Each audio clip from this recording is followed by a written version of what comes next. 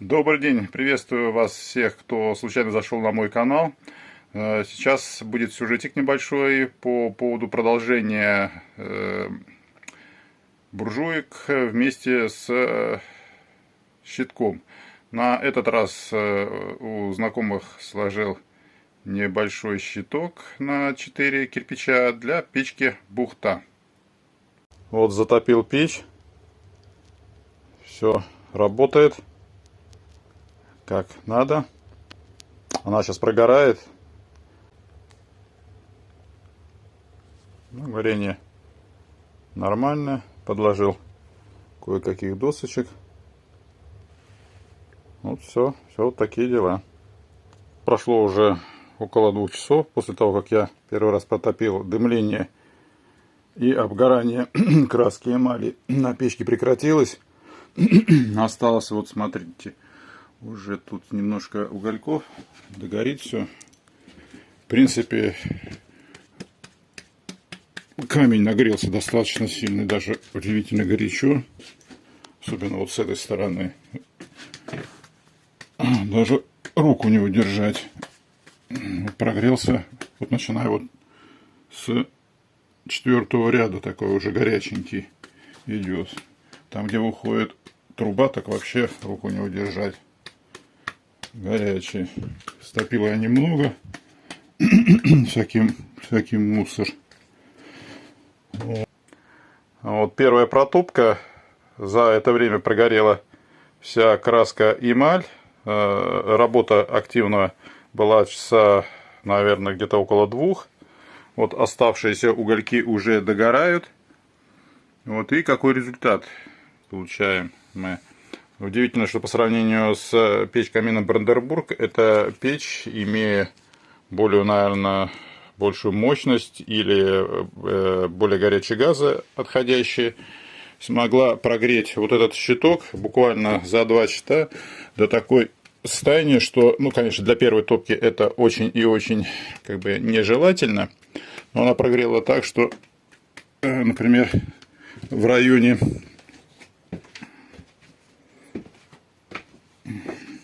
первого колпака, а щиток у нас уже, как говорится, как обыденно двухколпаковый, кирпичи нагрелись до такого состояния, что руку не удержать, что в принципе удивительно. За какие-то 2 часа печь смогла нагреть вот этот массив кирпича. Вот смотрите, печь двухколпаковая. Первый колпак ограничен первые задвижки, ну и второй колпак уже, как говорится, виден сам по себе по высоте кладки. Еще раз повторяю, печь Бахта. Она достаточно быстро, за 2 часа, прогрела вот этот щиток. Каких-то 2 часа, и он уже горячущий, что на первом колпаке руку не удержать. Вот сейчас горение прекратится, и через каких-нибудь 1,5 часа я дополню ролик, чтобы понять, прогрелась ли кирпичная кладка от горячего чугуна этой печки, либо от печных газов. Так смогли ее прогреть. Прошло около 3 часов после начала топки, и более получаса как прогорело все, что было заложено. А здесь были какие-то небольшие обрезки досок, бумага, картон. Наконец-то прогорела у нас вся эмаль на печке Бахта. И что же у нас теперь по прогреву кирпичной кладки? Ну вот по... Ох ты! Она прогрелась так, что буквально 2 часа топки, что, как говорится, не удержать руку. Как сильно прогревает эта Бахта кирпичную кладку. Так, и с тыльной стороны можно посмотреть.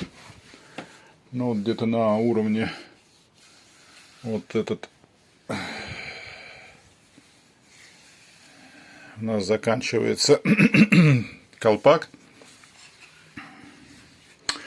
И прогрев настолько эффективный, что если не удержать рукой, то это уже точно градусов больше 50. То есть 55, может быть и 60. Это буквально за 2 часа протопки. Ну, сейчас у нас печка, ой, вернее, не печка, щиток на просушке.